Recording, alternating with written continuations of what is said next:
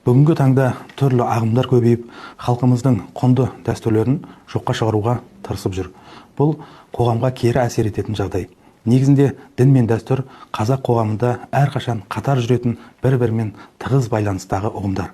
Қазақтың ұлттық болмысы мен дүниетанымы осы дін мен дәстүр арқылы қалыптасады. Қасиетті Құранда Хужурат сүресінде Алла тағала адамзатты ұлттар мен ұлыстар етіп жаратқандығын айтады. Бұл әр халықтың өз ерекшелігі, өз дәстүрі бар екендігін көрсетеді. Қазақтың салт дәстүрі де ислам құндылықтарымен біте қайнасып кеткен. Мысалы, сүндет той, неке қию, қонақ күту, ас беру, жерлеу рәсімдері бәрі де дінмен үндесіп жатыр. Тіпті шариғатта да кейбір үкімдерді шығарғанда халықтың әдет ғұрпы ескеріледі. Сондықтан ғасырлар бойы қалыптасқан дәстүрімізді жоққа шығарып, оны ширк, бидғат немесе харам деу дұрыс емес. Керісінше, дін мен дәстүрдің үйлесімін сақтасақ, халықтың ынтымағы мен бірлігі нығая түседі.